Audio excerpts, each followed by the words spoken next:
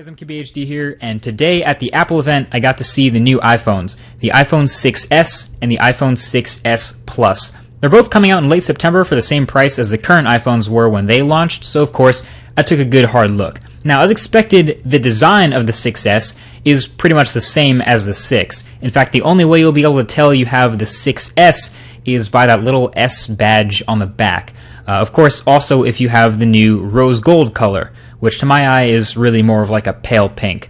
But yeah, other than that, from top to bottom, all the way around the outside of this phone, it's the same phone. Although the new 6S Plus is actually a little bit heavier in the hand than the current 6 Plus. And I think we can thank Bendgate for that, since Apple is now using a 7000 series aluminum alloy to strengthen the body. But it's only a couple extra grams. So there are three main improvements to know about in the new iPhone. New specs, new cameras, and new display. So the spec bump is in the processing, really. So the 6S is rocking a new Apple A9 chip, which is supposedly nearly twice as fast in the CPU and GPU performance. But that's really the only spec difference that they told us about. As far as I know, it's still 1GB of RAM, still the same non-removable battery, and still starting at 16 gigs of non-expandable storage. So everything else stayed the same, it's just adding the new A9.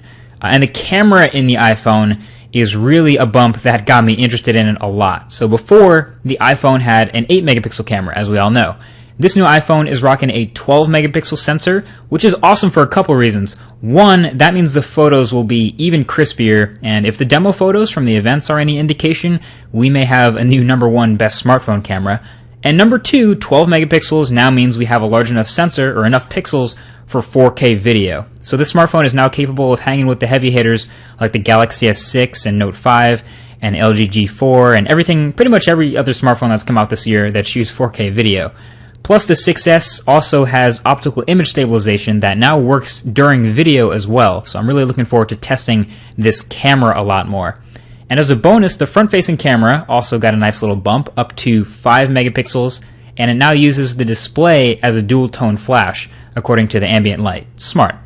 And with these new iPhones, you can now turn on something called Live Photo, which will capture 1.5 seconds before and after you snap the photo, which is pretty neat. And you can view the live photo by pressing down on the photo in the gallery, which brings us to our third and final major change, and that's 3D touch. Not Force Touch, 3D touch. Basically the same thing as Force Touch. So now the iPhone 6s display is pressure sensitive and to multiple levels. So you can press down a little harder on the display to bring up a context menu in tons of places all over the OS. It's kind of like an expand button or a more info button. So you can 3D touch an icon on the home screen to bring up some quick actions for that app, or you can press an address in a thread to preview the location in Apple Maps. Or you can press a thread in a messaging app itself to preview what's in that thread. And with all these previews, if you like what you see, then you can press even harder to fully expand and bring yourself into it. Or if you don't want to, then you can release the Force Touch and then it shrinks itself back. So it seems like this can be useful at a level on a smartphone. It'll probably take some getting used to. The thing is, I was just playing it for a few minutes and I started to get the hang of it. And the Taptic engine in the phone is also larger and a bit heavier and is now much more precise, so it feels more like the Force Touch on the Apple Watch, which is impressive. And it's fast. I mean, obviously the whole phone will be fast with that new A9 chip and moving around the interface combined with swipes and gestures I already know. Combining that with the 3D touch just made it feel nice and fast. I don't know, the quick tip is with the home screen icons, you can press and then swipe over onto the action you want to perform, which was really quick.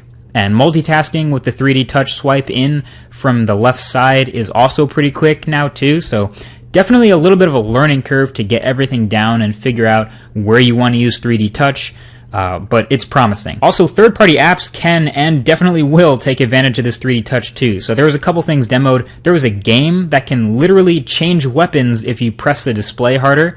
There was also apps like Facebook and Instagram that are already coded and updated to take advantage of 3D touch on the iPhone 6s.